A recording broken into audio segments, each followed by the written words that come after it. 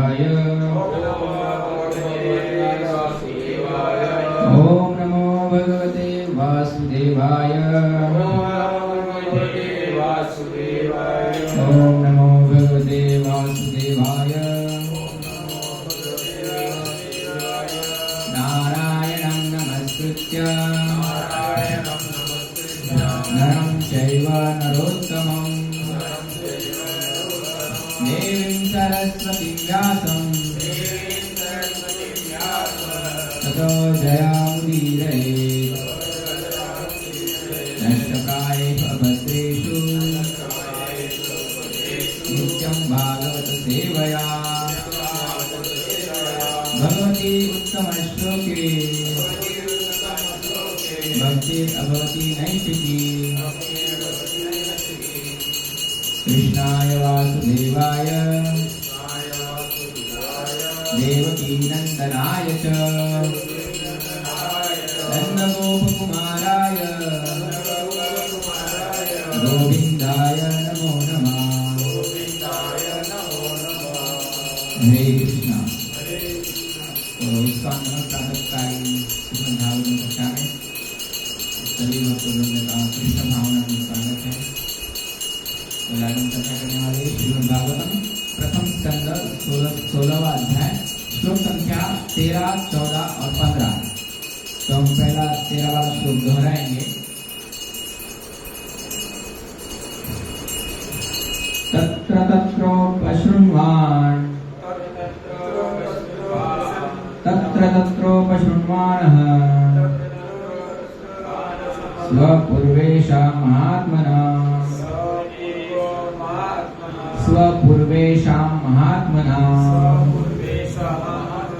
प्रगीयमानं च यशः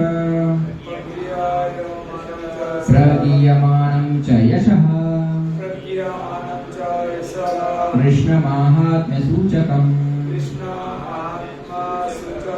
तत्र तत्रोपशृण्वाणः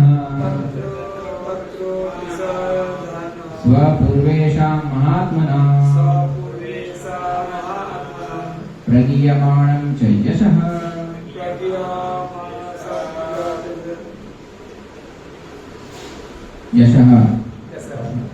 कृष्णमाहात्म्यसूचकम्। तत्र तत्रोपशृण्वाणः स्वपूर्वेषां महात्मना प्रगीयमानं च यशः कृष्णमाहात्म्यसूचकम्।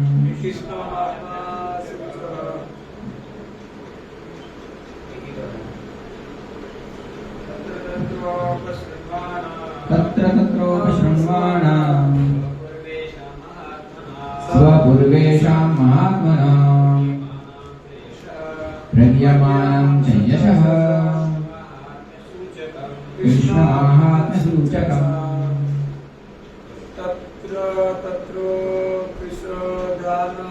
तत्र तत्रोपशृण्वाणः स्वपूर्वेषां महात्मना प्रगीयमानं च यशः कृष्णमाहात्म्यसूचकम्।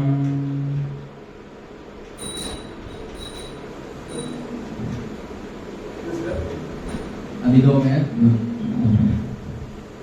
आत्मानं च परित्राणशक्तामोऽस्तेजसः स्नेहं च वृष्णिपातानां तेषां भक्ति च केशवे। त्यभ्यः परमसन्तुष्टप्रीत्युक्तिकलोचनः महाधनानि वासांसि गदोहाराणि महाबलः। शब्दार्थ। तत्र तत्र जहाँ जहाँ राजा गए उपशृण्वाणः निरंतर सुनते रहे स्वपूर्वेषां अपने पूर्वों के विषय में महाआत्मनामा जो सब के सब श्री भगवान के महान भक्त थे। प्रगीयमानं इस प्रकार संबोधित करने वालों को च भी यशः यश कृष्ण भगवान श्री कृष्ण महात्म्य यशस्वी कार्य सूचकम सूचित करने वाले आत्मानं अपने को च भी परित्राणम उद्धार किया अश्वत्थामनः अश्वत्थामा का अस्त्र हथियार तेजसः शक्तिशाली किरणें स्नेहम स्नेह च भी वृष्णिपार्थानां वृष्णि तथा पृथा की वृष्णि तथा पृथा की संतानों के बीच तेषां उन सब की भक्ति च भी केशवे भगवान श्री कृष्ण में तेभ्यः उनको परम अत्यधिक संतुष्टः प्रसन्न प्रीति आकर्षण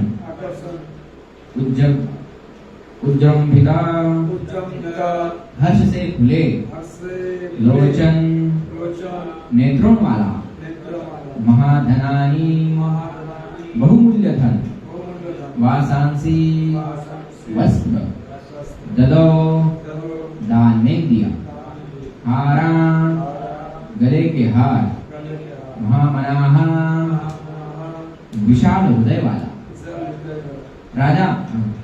हरे कृष्ण। तो अनुवाद और तात्पर्य श्रील प्रभुपाद जी के द्वारा। श्रील प्रभुपाद की अनुवाद। राजा जहाँ कहीं भी जाते उन्हें निरंतर अपने उन महान पूर्वजों का यशगान सुनने को मिलता जो सभी भगवत भक्त थे, तथा भगवान श्री कृष्ण के यशस्वी कार्यों की गाथा सुनने को भी मिलती। वे यह भी सुनने की किस प्रकार के वे स्वयं अश्वत्थामा के ब्रह्मास्त्र के प्रचंड ताप से भगवान श्री कृष्ण द्वारा बचाए गए। वे यह भी सुनते कि किस प्रकार वे स्वयं अश्वत्थामा के ब्रह्मास्त्र के प्रचंड ताप से भगवान श्री कृष्ण द्वारा बचाए गए।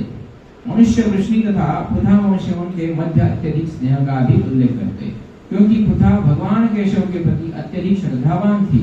राजा ने ऐसे यशगान करने वालों से अत्यधिक प्रसन्न होकर परम संतोष के साथ अपनी आंखें खोली। उदारतावश उन्होंने प्रसन्न होकर उन्हें मूल्यवान मालाएं तथा वस्त्र भेंट की। राजाओं तथा राज्य के बड़े बड़े मनुष्यों को स्वागत के संबोधन द्वारा मान दिया जाता है। यह प्रथा अनादिकाल से चली आ रही। महाराज परीक्षित तो विश्व के विख्यात सम्राटों में से थे, अतएव वे विश्व के जिन जिन स्थानों में जाते वहीं उनको मानपत्र दिया जाता। इन संबंधों के विषय होते थे भगवान श्री कृष्ण। श्री कृष्ण का अर्थ है श्री कृष्ण तथा उनके सनातन भक्त। जिस प्रकार राजा का अर्थ होता है राजा तथा उसके विश्वास पात्र दरबारी गण। कृष्ण तथा उनके अनन्य भक्त को विलग नहीं किया जा सकता। अतएव भक्त के यशगान का अर्थ है श्री भगवान का यशगान और श्री भगवान के यशगान का अर्थ है भक्त का यशगान। महाराज परीक्षित को अपने पूर्वज महाराज युधिष्ठिर तथा अर्जुन का यशगान सुनकर इतनी प्रसन्नता न होती यदि वे सब भगवान श्री कृष्ण के कार्यकलापों से जुड़े न होते। श्री भगवान अपने भक्तों का उद्धार करने परित्राणाय साधना के उद्देश्य से ही अवतरित होते हैं। भक्तगण भगवान की उपस्थिति से ही महिमा मंडित हो जाते हैं, क्योंकि वे श्री भगवान तथा उनकी विभिन्न शक्तियों के बिना क्षण भर भी नहीं रह सकते। भक्तों के लिए श्री भगवान अपने कार्यों तथा महिमा से उपस्थित रहते हैं। अतएव जब श्री भगवान के कार्यों द्वारा उनका यशगान किया जा रहा था तो उन्हें श्री भगवान की उपस्थिति का अनुभव हुआ।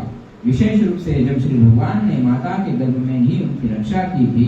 श्री भगवान के भक्त कभी संकट में नहीं होते, किंतु भौतिक जगत में वे ऊपरी रूप से भयावह परिस्थितियों में पड़ जाते हैं, क्योंकि यह जगत कदम कदम पर संकटों से भरा हुआ है। अतएव जब श्री भगवान द्वारा भक्तों की रक्षा होती है तो श्री भगवान का यशगान किया जाता है। यदि पांडव जैसे भगवत भक्त कुरुक्षेत्र के युद्ध में संलग्न न होते तो भगवान श्री कृष्ण कभी भी श्रीमद् भगवद्गीता के उद्घोषक के रूप में महिमा मंडित न किए जाते। उद्बोधन में श्री भगवान के ऐसे समस्त कार्यों का उल्लेख था। अतएव महाराज परीक्षित ने पूर्ण रूप से संतुष्ट होकर ऐसे मानपत्र भेंट करने वालों को पुरस्कृत किया। राजा आज के तथा सबके स्वागत उद्बोधन करने में यही अंतर है कि प्राचीन समय में महाराज परीक्षित जैसे व्यक्ति को ही ऐसे उद्बोधन भेंट किए जाते थे। ऐसे उद्बोधन तथ्यों का आंकड़ों से भरे होते थे और जो इन उद्बोधनों को भेंट करता था वह प्रचुर पुरस्कार पाता था। किंतु आजकल जो स्वागत उद्बोधन भेंट किया जाता है इसमें वास्तविक आंकड़े नहीं हो रहे। वह किसी पदाधिकारी को प्रसन्न करने हेतु भेंट किया जाता है और प्राय चापलूसी से भरा हुआ रहता है और शायद ही ऐसा मान भेंट करने वाला कभी कोई पुरस्कार पाता। ओम अज्ञानतिमिरन्धस्य ज्ञानाञ्जनशलाकया चक्षुरुन्मीलितं येन तस्मै श्री गुरवे नमः।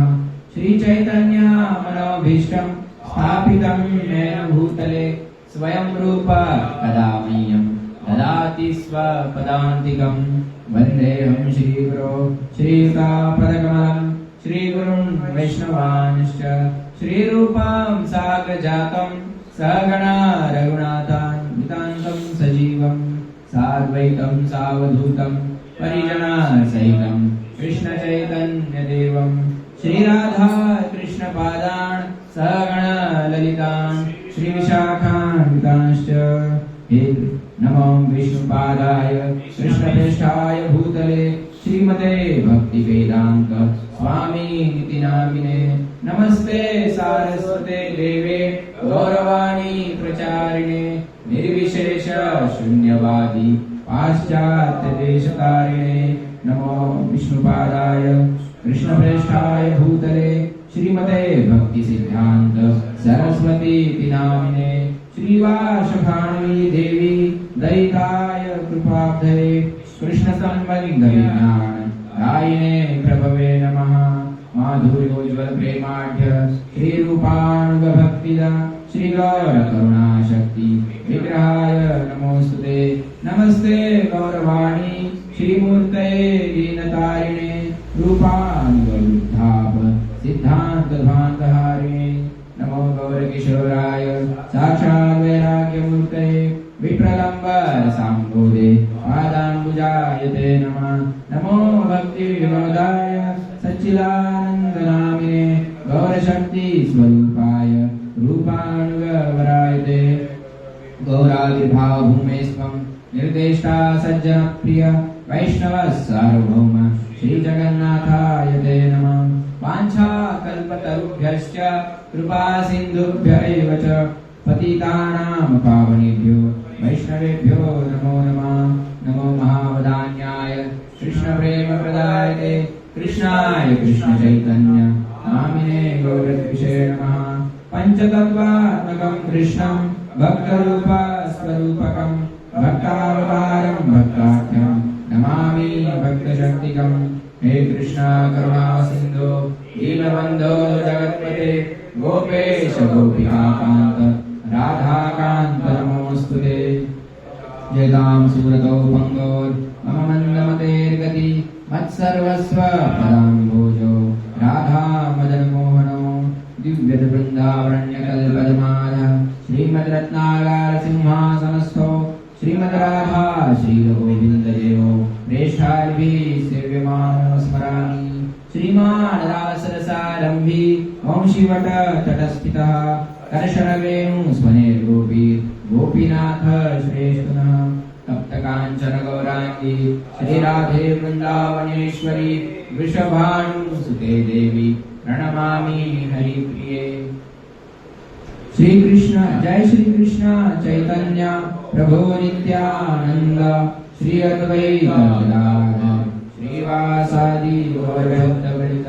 हरे कृष्णा कृष्णा कृष्णा हरे हरे हरे राम राम राम हरे हरे, हरे कृष्णा कृष्णा कृष्णा हरे हरे, हरे राम राम राम हरे हरे, हरे कृष्णा कृष्णा कृष्णा हरे हरे, हरे राम राम हरे हरे।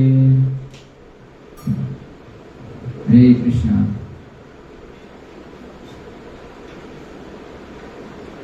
तो कल के आज हम चर्चा करेंगे इस अध्याय का शीर्षक ये है कि महाराज परीक्षित ने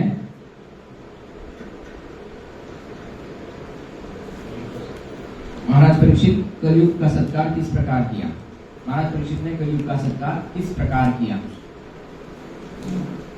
तो हमने कल के श्लोक में देखा था कि महाराज परीक्षित अपने राज्य में भ्रमण करने के लिए निकले थे, यानी कर वसूली करने के लिए, जीएसटी टैक्स वसूली करने के लिए निकले थे, क्योंकि राजा उनका कर्तव्य था। और वैसे वे पहले ही सम्राट बन चुके थे, क्योंकि उनके दादा महाराज युधिष्ठिर उनको सम्राट घोषित करने के बाद ही गए थे। फिर भी उन्होंने अपना सामर्थ्य दिखाने के लिए और कर वसूली करने के लिए वे अपने राज्य में भ्रमण कर रहे थे। तो उसी समय उनको वही जो चीजें नजर में आती है। तो जाते जाते उनको अभी आज के श्लोक में दिया गया है कि जो वो जा रहे थे तब हर कोई उनको उनके जन्म की कथा, भगवान श्री कृष्ण को कैसे घर में बचाया वगैरह वगैरह ये सुनाते थे। उनकी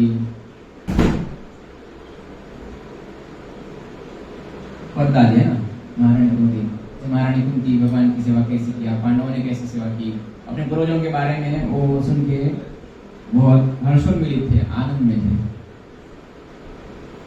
आज के 3 श्लोकों में यही बताया गया है कि राजा जहां कहीं भी जाते उन्हें निरंतर अपने महान पुरुषों का यशगान सुनने को मिलता, जो श्री भगवत भक्त थे तथा भगवान श्री कृष्ण के ईश्वर कार्यों की गाथा सुनने को भी मिलती। वे यह भी सुनते कि किस प्रकार स्वयं अश्वत्थामा के ब्रह्मास्त्र के प्रचंड लाभ से भगवान श्री कृष्ण द्वारा बचाए गए थे। तो कथा जब सुननी है, जब कुछ भी सुनना है तो भगवान के बारे में और भगवान के भक्त के बारे में सुनना चाहिए। ये वो चीज वो व्यक्ति भगवान के बारे में नहीं बोल रहा है, वो भक्त नहीं है, तो फिर उसके मुझसे कुछ सुनना नहीं चाहिए, क्योंकि वो क्या हो जाएगा, समय वही केवलम हो जाएगा, सिर्फ समय व्यर्थ हो जाएगा। और समय की वैल्यू ऐसी है कि आप कुछ भी देकर वापस उसको नहीं ला सकते। समय ऐसी चीज है, एक बार गई तो गई, अभी नहीं तो कभी नहीं, अभी नहीं तो कभी नहीं, इस चीज को जान लेना।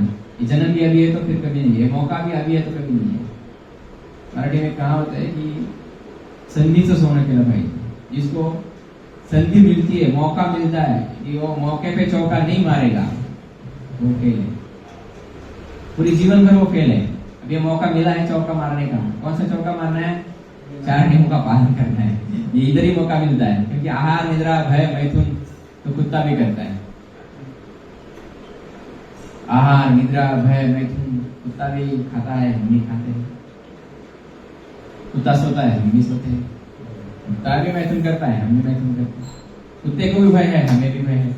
उसमें और हमें क्या फर्क है। तो 4 नियमों वाला जो चौका है वो तो मारना ही है, पर 6 भी मारना है, षड रिपुओं को हराना है। जैसे कल के श्लोक में चर्चा करते समय देखा था कि काम क्रोध मोह लोभ मद मत्सर ये षड रिपु है, इनको भी 6 मारना है। वैसे चौके और छक्के जुड़ाते में भगवत धाम जाना है। तो कल के श्लोक में ये भी देखा था कि हमारा बंद है, माया से झगड़ा चल रहा है, माया से फाइट चल रही है। माया एक तरफ खींचती है, भगवान एक तरफ खींच रहे हैं, हम बीच में पड़े हुए हैं। हमें क्या करना चाहिए, उस समय भक्तों का संग करना चाहिए। आज के श्लोक में यही है कि जब महाराज परीक्षित जाते थे तो वो अपने बारे में, अपने पूर्वजों के बारे में, भगवान के बारे में श्रवण करते थे, तब उनको आनंद मिलता था।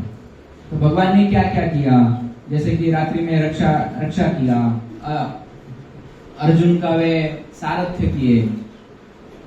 तो भगवान ने बहुत कुछ कार्य किए ना, जैसे कि महाराज युधिष्ठिर अश्वमेध यज्ञ किया, तो उस समय उनसे भगवान ने क्या सेवा की थी, जैसे कि जूते पत्तल उठाना, ये भगवान ने ये सबसे बड़ी सेवा है। और हमें तो मौका मिलता है कि भगवान के बर्तन धोना है, भगवान का जूठा धोना है। जो भगवान भक्तों की सेवा करते हैं, भगवान ने उस समय सबसे नीच सेवा कौन सी है? नीच मतलब बहुत कम दर्जे वाली कौन सी सेवा है? किसी का जूठा पत्तल उठाना, किसी का चप्पल उठाना, जूते उठाना। बहुत कम ऐसा लगता है। कोई झाड़ू मारता है, ऐसा लगता है ना कभी कभी कि पंकज जाएंगे प्रभु झाड़ू मारते हैं मंदिर में, बाहर दिन भर झाड़ू मारते रहते हैं, ऐसा लगता है ना कभी कभी। ये क्या है? तो एकदम कम सेवा है। क्या है? हम अच्छे हैं, हम तो डेटी वर्शिप करते हैं, हम ये करते हैं, हम वो करते हैं, हम उनसे शुद्ध है, हम उतरी डालते हैं एकदम स्टाइल में, हैं? तो ये सब करते हैं, हम 3 बार नहाते हैं, ऐसा करते हैं। ये अनुभव आता था ना, पर नहीं, वो सबसे बढ़िया सेवा उनको वो करते हैं। और भगवान की सेवा में आप सेवा कोई भी करो, आप भगवान के बर्तन धो, उसमें कुछ कमी नहीं है, या झाड़ू मारो या डीटी वर्शिप करो, जो डीटी वर्शिप कर रहा है ना वही फल आपको भी मिलेगा। भगवान क्योंकि किसी से भी भेदभाव नहीं करते, भगवान का स्वभाव है। पहले स्वभाव को जान लेना चाहिए, क्योंकि हम सेवा करते समय नहीं तुम ही धो मैं क्यों धो, तुम ही प्रसाद बनाओ मैं क्यों बनाऊं, तुम ही झाड़ू मारो मैं क्यों झाड़ू मारूं, ये नहीं होना चाहिए। जब तक हमारी यह प्रवृत्ति खत्म नहीं होती तब तक हम शुद्ध भक्ति, हम भक्त है ही नहीं है, हम उससे भी नीचे स्वपाल। भक्तराज महाराज क्या बोलते हैं? वो स्वपाल मात्र मतलब कुत्ता खाने वाला, यदि वो भगवान का नाम लेता है ना तो वो उस ब्राह्मण से भी श्रेष्ठ है जो मंदिर में करता है, उससे भी यदि वो भगवान का नाम नहीं लेता है। अब भगवान का नाम कब लेगा व्यक्ति? जब वो सेवा करेगा तभी उसको भगवान के नाम में कुछ कहेंगे। 20-20, 25-25 साल हुआ दीक्षा होगी, पर मैंने उसमें आता हूँ, सुनाओ जो सुनाओ वो बता रहा हूँ। 20-20, 25-25 साल हो गया दीक्षा लेके, पर नाम में रुचि नहीं है। क्यों नहीं है? हम श्रवण नहीं कर रहे हैं, भगवान की सेवा हृदय से नहीं कर रहे, क्योंकि हम माया से फाइट कर रहे हैं। फाइट भी नहीं कर रहे, माया भी गिर जाते डायरेक्ट। जैसे माया ने जब बुलाया वैसे एकदम माया का दास तुरंत दौड़ के चला जाता है 120 की स्पीड से, जैसे माया ने बुलाया वैसे। मतलब कहने का तात्पर्य यह है कि दिखावे की सेवा करने से भगवान प्रसन्न नहीं होते। माता महारानी आज के श्लोक में आया ना, 3 श्लोक में बताया कि प्रथा मनुष्य वृष्णि तथा पृथ्वी में प्रथा वंशियों के मध्य अत्यधिक स्नेह का भी उल्लेख करते हैं, क्योंकि प्रथा भगवान केशव के प्रति अत्यधिक श्रद्धावान थी महारानी कुंती। दुनिया का सबसे बड़ा दुख किसे हुआ होगा इस दुनिया में? तो वो है महारानी कुंती। क्या नहीं हुआ उनके साथ? जन्म से लेकर अपने समय तक उनसे छल हुआ। दुर्योधन, धृतराष्ट्र, मामा शकुनी, कौरव, इन सबों ने मिलकर उनका छल किया। इसलिए महारानी कुंती अपनी इसमें बोलती है, अपनी कुंती महारानी प्रार्थना में बोलती है, विशान महाग्ने पुरुषाद दर्शनात् असत सभाया वनवास पृच्छत मृधे मृधे नेक महारथाश्रतो द्रौम्यास्तश्चास्म हरेर्भिरक्षिता। ये भगवान आपने क्या किया? विशान महाग में जब हमें विष दिया गया, जब हमें लाक्षागृह में चलाया गया, जब हमें वनवास भेजा गया, नाना प्रकार के कष्ट दिए, फिर भी आपने हमारे कोई साथ नहीं छोड़ा। विशाल महाग ने पुरुषार्थ दर्शनार्थ असत सभाया वनवास पृच्छत। असत सभाया, जो असत सभा हुई उसमें माता द्रौपदी का वस्त्रण करने का प्रयास किया गया, ऐसी सभा में भी आपने हमारी लज्जा बचाई, आपने हमें बचाया। क्यों बचाया? क्यों? अब इसके श्लोक पे एक श्लोक आता है, विपदा संतुदा। जब भगवान ने पूछा कि हे महारानी कुंती, आप मेरी बुआ हो, आप अब मांगो, जो मांगना है वरदान मांगो। क्या वरदान मांगा माता ने? माता ने यही वरदान मांगा कि दुख दो, विपदा संतुदा शश्वत तत्र तत्र जगद्गुरो भवतो दर्शन यस्याद पुनर्भव दर्शन। ये हमें दे तो क्या दो? हमें विपदाएं दो, हमें दुख दो। हम तो दुख चाहते खुद के लिए भी नहीं चाहते और भगवान के लिए सहन करना भी नहीं चाहते। प्रवृत्ति को बदलना होगा, बदल जाएगा। आज के श्लोक में ये भी दिया गया है, कैसे बदलेगी? भक्तों का संग करेंगे, सिर्फ भक्तों के संगति के कारण ही होगा। आप आपस में होता है, हम सब बद्ध जीव है, होता ही रहता है। कितना भी आपस में प्रेम हो ही जाता है, अपराध हो ही जाता है। सबसे बड़ा अपराध वही है, वैष्णव अपराध। अब इससे बचना पड़ेगा। इससे बचना है तो आप आपस में प्रेम से रहना चाहिए, प्रेम से बातें करना चाहिए। भले मन में प्रेम ना हो पर प्रेम से बात करो। आज नहीं कल नहीं परसों बदलाव आएगा। अभ्यास है ना, तू बनते अभ्यास करो, इस चीज का अभ्यास करो। यदि यह हम नहीं कर पाते हैं तो हम जो अभी भौतिक बाहर जीवन जी रहे ना वो हमसे अच्छे थे, क्योंकि हमें ज्ञान है फिर भी उसका उपयोग नहीं है, उपयोग में नहीं ला रहे, क्या फायदा? वो बड़ा अपराधी है जिसको ज्ञान होने के बाद भी उसको उपयोग में नहीं लाता है।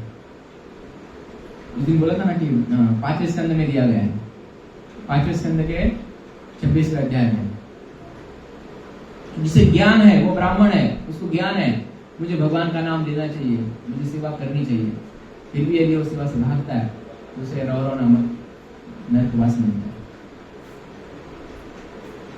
बहुत प्रकार की यातनाएं झेलना है, क्योंकि वहां यमदूतों को कुछ भी करुणा नहीं होती है। जब भी कुछ कर्म कर रहे हैं, गलत कर्म कर रहे हैं, अच्छा कर्म कर रहे हैं, उस समय यमराज जी को याद करना चाहिए, जरूर याद करना चाहिए, क्योंकि उस भय के कारण तो हम नहीं करेंगे। आज सुबह ऐसा हुआ था, सबसे पहले मैं बाथरूम में गया तो उधर एक छिपकली थी। जगन्नाथ बलदेव सुभद्रा मैया की, श्री श्री सुदर्शन चक्र की, श्री गौर निताय की, श्री प्रभुपाद की। तो मैं जब बाथरूम में प्रवेश किया तो मुझे इतनी बड़ी छिपकली दिखी। अब मैंने सोचा इसको बाहर कैसे निकालूं। अब मैं उसको भगा रहा था, मैं पानी मार रहा था। मन में एक विचार आया था, अब इसको इधर ही मार दो, बहुत सता रही है, मेरा समय मेरा गवा रही है। मन में विचार इसको मार दूं, फिर मुझे याद आया नहीं मुझे नरक में जाना पड़ेगा, इसको मारूंगा तो ये उधर आके मुझे डूरू नाम का प्राणी बन के मुझे खाएगी, इससे अच्छा इसे ना मारूं, और ये भी तो एक जीव है। तो उसको मैंने ठंडा पानी मारते मारते मारते मारते उसको दरवाजे से बाहर भगा दिया और चली भी गई। जैसे जैसे उसको पानी का दिशा दिया मारते रहा, वैसे वैसे चली गई। 2 मिनट ज्यादा लगे पर चली गई। ऐसा होता है, ऐसे मुझे खुद को अनुभव आया। तो इसलिए शास्त्र को पढ़ना चाहिए और सुनना चाहिए। ये इसीलिए है हमें बचाने के लिए। गुरु, शास्त्र और साधु, ये तीनों हमें बचाने के लिए आते हैं। तो हमें बहुत प्रयासों के बाद ये हमें चीजें मिली है, तो इसको संभालना चाहिए। क्योंकि साधु का संग का महत्व क्या बताया गया है? श्रीमद् भागवतम 1.18.13 में बताया गया है, तुल्याम लवे नामपि ना स्वर्गम ना पुनर्भवम भगवत संगी संगस्य मर्त्यानां किमुदाशिषः। मतलब भगवत भक्त के साथ क्षण भर की संगति के महत्व की तुलना न तो स्वर्गलोक की प्राप्ति से न भौतिक मुक्ति की प्राप्ति से की जा सकती है। तो फिर उन सांसारिक वरदानों के विषय में क्या कहा जाए जो भौतिक संप्रदा के रूप में होते हैं और मर्त्यों के लिए है। यानी भगवत भक्त की संगति का महत्व है ना स्वर्गलोक की प्राप्ति से न भौतिक मुक्ति की प्राप्ति से की जा सकती है। इसीलिए भक्तों का संग करना चाहिए और भगवान के चरण को मनों याद करना चाहिए। श्रीमद् भागवतम इसके लिए एक श्लोक है 3.9.5 में, एतु त्वदीय चरणाम्बुजकोश गंधम जिघ्नन्ति कर्ण विवरे श्रुतिवातनीतम भक्त्या गृहीत चरण प्रयाच तेषां नापेशिनात हृदयां बृहात् सपुंसाम्। हे प्रभु, जो लोग वैदिक ध्वनि की वायु द्वारा ले जाई गई आपके चरण कमलों की सुगंध को अपने कानों के द्वारा सूंघते हैं, वे आपकी भक्ति में सेवा को स्वीकार करते हैं। उनके लिए आप उनके हृदय रूपी कमल से कभी भी विलग नहीं होते। ये सृजनात्मक शक्ति के लिए श्री ब्रह्मा की प्रार्थना है। ब्रह्मा जी प्रार्थना करें भगवान, तो यह फल है भगवान के चरणों का यदि ध्यान करना है, यानी आपको सदा कृष्ण भावना में रहना है, तो आपको यह मान लीजिए कि सदा सदा सदा के लिए भक्तों के संग में रहना पड़ेगा। मेरा बरात श्री जगन्नाथ बलदेव सुभद्रा मैया की। भगवान वापस आ गए थे थोड़े समय पहले आए थे ना, और गए थे कभी पता नहीं चलता। इससे क्या होगा? हमारी इंद्रियां शुद्ध होगी। यदि हम भक्तों का संग ठीक से करेंगे तो ये ऐसा ही है, वे वैसा ही है, ये करता ही नहीं, ये वो नहीं करता, मैं क्यों करूं, वही करे, वो हर रोज वही झाड़ू मारता तो मैं क्यों झाड़ू मारूं? नहीं, हमारे मन में भाव। मैंने देखा परसों राधा वाले प्रभु बोल रहे थे कि कितना बर्तन होता है हर रोज मैं घसूंगा, मैं घसूंगा। ये प्रेम है, भक्तों के संगति का अच्छा उदाहरण है। आज प्रभु जी इनको बोला, प्रभु जी प्रसाद में क्या है, क्या बनाओगे आज? भगवान के कौन बना रहा है? तो प्रभु जी बोले तो अब आप ही बताओ, आप आदेश दो, आपकी आज्ञा का पालन करूंगा कि मैं क्या करूं, मैं बर्तन मांजू या तो फिर प्रसाद बनाऊं, क्योंकि मैं दोनों में से एक ही कर सकता हूं। क्योंकि मैं जब हॉस्पिटल जाऊंगा, मैं डॉक्टर हूं, तो इंजेक्शन मारते मारते जपा नहीं कर सकता, क्योंकि मेरी 16 माला मुझे पूरी करनी है। मैं क्या करूं? तो मैं बोला और कोई भक्त नहीं है क्या? तो बोले यहाँ कोई करना नहीं चाहता, अभी किसी की इच्छा नहीं है। मतलब अभी किसी के भी मन में भगवत प्रेम जागरूक नहीं हुआ है। होगा नहीं होगा ऐसा नहीं होगा, परंतु हमें प्रयास भी करना पड़ेगा। भगवान भक्त की हर इच्छा पूरी करते हैं। इस प्रकार हमने चाहा कि हमें भोग करना है, इसलिए हमारे लिए सृष्टि बनाई गई, इस भौतिक जगत को बनाया। अब इच्छा करोगे कि मुझे भगवत धाम जाना है, तो भगवान जरूर लेके जाएंगे। कैसे लेके जाएंगे? ऐसे तुकाराम महाराज का प्रमाण है, कैसा माझा विठोबाचा भाव आपणची देव होय। मेरे भगवान का कैसा भाव है? खुद भगवान गुरु बन के आते हैं हमारे, इसलिए गुरु की आज्ञा, गुरु की अवज्ञा नहीं करना है, उनको भगवान के समय। भले हम गुरु की डेटी वर्शिप नहीं कर सकते हर रोज, परंतु वो हमारे लिए भगवान के समान है। उसी प्रकार सेवा करनी चाहिए। आगे वर्णन आता है कि उनको कैसी मुक्ति मिली। अब देखो, भक्तों का संग करने का और भगवान की पूजा करने का क्या महत्व है? तो चतुर्कुमार जब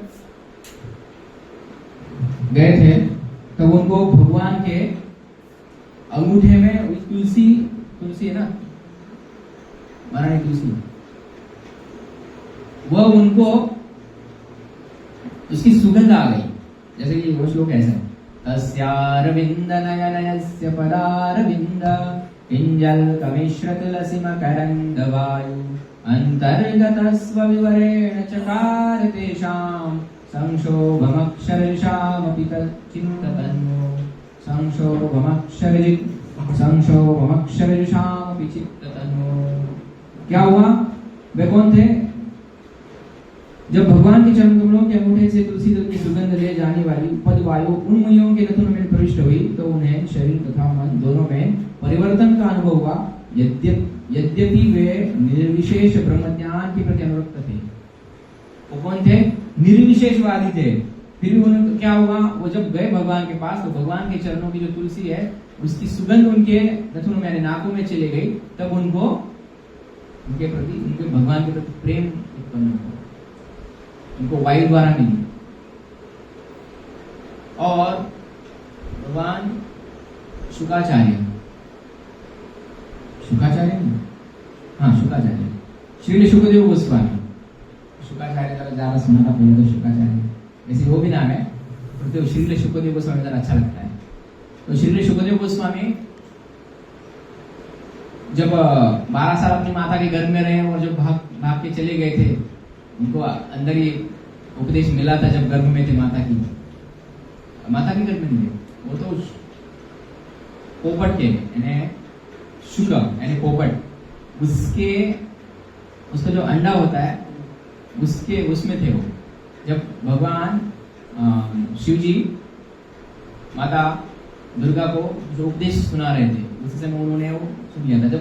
तो उस समय शिव जी बोले थे कि देखो मैं आपको उपदेश दे रहा हूँ और यहाँ किसी और कोई जीव नहीं होना चाहिए, पहले इधर छान मारो कि कोई है क्या। तो उनको अंडे में था तो जीव, तो उनको लगा है क्या सुनेगा, ये तो अभी तो उत्पन्न नहीं हुआ है।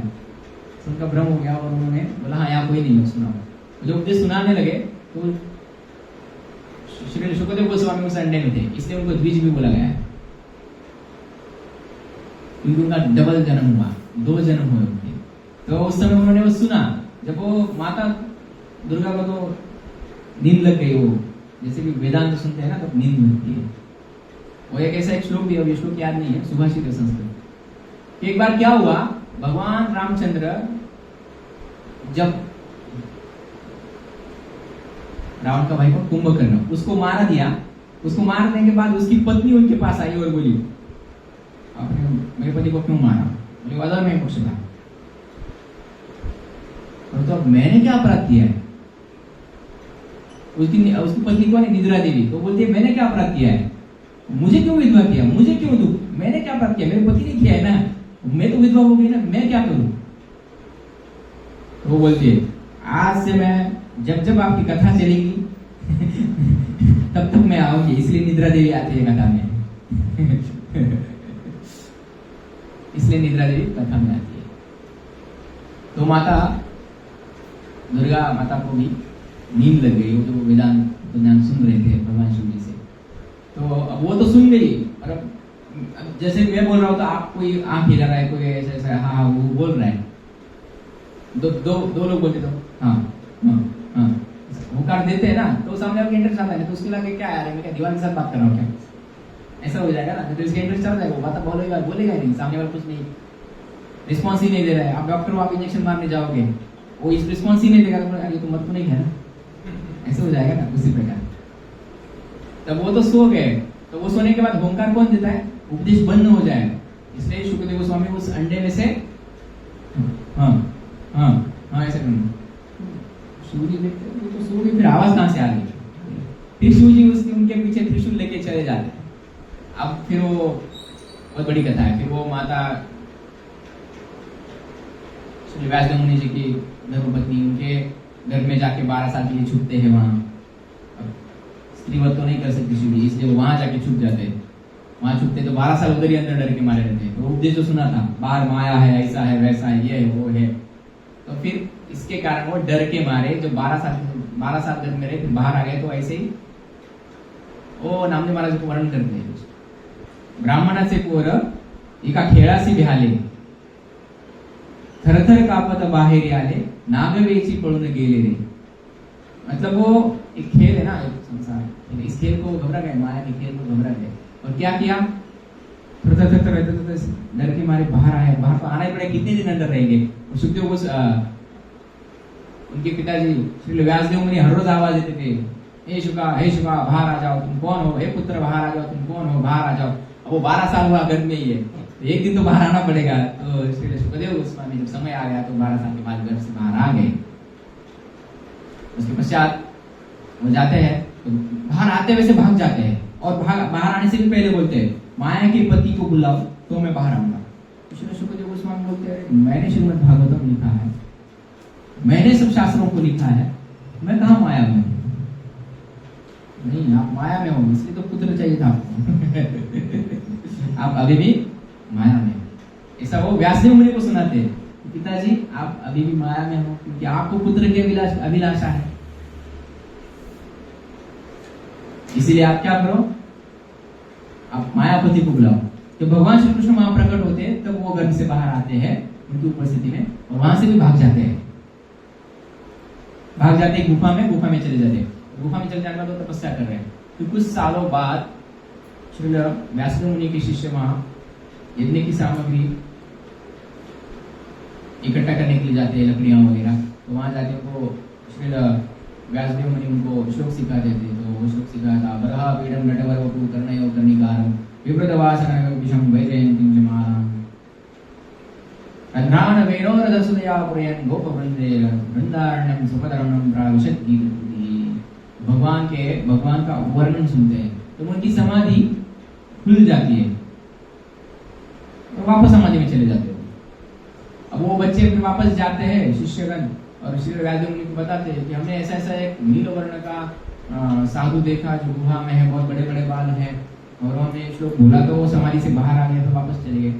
तो फिर वो बोलते हैं अरे वो तो मेरा ही पुत्र होगा जिसकी मैं राह देख रहा हूँ, अब एक काम करो, अब ये श्लोक लेके जाओ। अहो बकीयं स्तनकालकूटं जीघां सयापाय दत्तसान्धि लेभे गतिं धात्रिचितां ततोऽन्यं तं वा दयालुं शरणं भजे।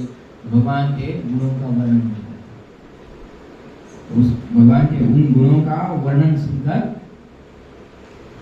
भगवान श्री सुखदेव गोस्वामी समाधि से बाहर आ जाते हैं। और ये श्लोक आपको किसने सिखाया, भगवान के गुण सुन के। क्योंकि एक धात्री जो पूतना भगवान को विष लेके मारने के लिए आई थी, उन भगवान ने उनको क्या दिया, धात्री माता का आदर दिया और उनको मुक्त किया। भगवान इतने दयालु हैं। जो उनको मारने के लिए गई है उसको भी मुक्ति दी, हमें क्यों नहीं देंगे? हमें क्यों नहीं देंगे? जरूर देंगे। उसके लिए प्रोसेस से जाना पड़ेगा। बंगाल जाना हो तो क्या करना पड़ता है? टिकट करना पड़ता है, गाड़ी में बैठना पड़ता है, उतरना भी पड़ता है ना। इसी प्रकार की प्रोसेस होता है। अभी हम गाड़ी में बैठ चुके हैं, पर अभी हम कोयला नहीं डाल रहे हैं, कोयला डालने के लिए आलस कर रहे हैं, सेवा नहीं कर रहे हैं, तो फिर चीने आगे गाड़ी नहीं चलेगी हमारी। तो प्रकार में करना होगा। तो एक ही वक्त सेवा करें ऐसा नहीं है, हम सबको मिल के बांट के करना चाहिए। क्लास से हम बांट लेते हैं, एक दिन मैं बर्तन धोना, एक दिन राधा लोग धो देंगे, एक दिन आप धोना। और सेवा ऐसी नहीं है कि वो साफ सुथरी होना चाहिए। क्यों? क्योंकि हम भगवान के लिए कर रहे हैं। एक घर में जब नौकर काम करता है तो कितने अच्छे से करता है, क्योंकि मालिक गुस्सा करेगा। और हम किसके लिए कर रहे हैं? जो जगत पिता है, सबसे बड़ा राजा है, उससे बड़ा कोई नहीं है, और उसके सिवा हमारा भी कोई नहीं है, उसके लिए करना है। हमें एकदम साफ सुथरा रहना चाहिए, एकदम साफ सुथरा। इसलिए तो विधि विधान दिए। विधि विधान क्यों दिए? डीटी वर्शिप होने के बाद भी नीचे पोछा मारना पड़ता है। क्यों? हमारे चरणों की जो हमारे पैर, हम तो चरण नहीं, हमारे पैर होते हैं, चरण भगवान के होते हैं। हमारे पैरों की जो मिट्टी वहां लगती है तो वो भगवान को ना दिखे, अपराध है, इसलिए उधर साफ सफाई साफ करते। कभी भी देखना, हमारे मंदिर में भी होता है ना, डीटी वर्शिप के बाद नीचे हम पोछा मारते हैं, इसलिए मारते हैं। भगवान को डीटी वर्शिप करते समय एक रुमाल भी दिखाया जाता है ना।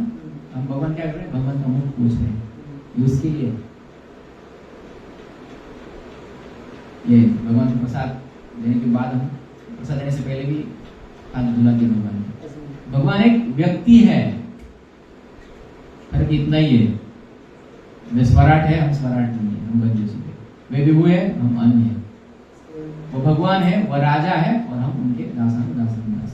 हमें दास से भाव से सेवा करनी होगी। ये इतना ही नहीं, मैंने ये किया तो ये हो गया, वो किया तो वो हो गया। ठीक हो जाएगा, आज नहीं कल, कल नहीं परसों। रोज कल परसों तो आना चाहिए ना, आज प्रयास करेंगे तो आएगा।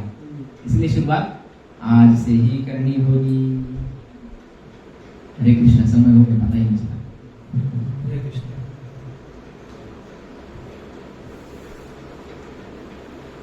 तो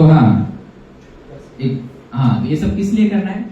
इस श्लोक का सार है, वो तो बताना पड़ेगा। श्रीमद् भागवतम के दूसरे स्कंद के पहले अध्याय के 6वें श्लोक में बताया गया है, एतावान सांख्य योगाभ्याम स्वधर्म परिनिष्ठया जन्म लाभ परम पुंसाम मनते नारायण स्मृति। अंत में नारायण स्मृति होनी चाहिए। पदार्थ तथा आत्मा के पूर्ण ज्ञान से, योग शक्ति के अभ्यास से या स्वधर्म का भलीभांति पालन करने से मानव जीवन की जो सर्वोच्च सिद्धि प्राप्त की जा सकती है, वह है जीवन के अंत में भगवान का स्मरण। सेवा ठीक से किया तो भगवान याद आएंगे। अंत में भगवान कब वातित्व दोष से भी यदि हमें भगवान हम नहीं नाम ले पा रहे, तो भगवान वहां हमें याद दिलवाते हैं, यानी हम वापिस स्मरण भाव निरंतर करेगा। हरे कृष्णा। श्रीमद् भागवतम की, श्रील प्रभुपाद की।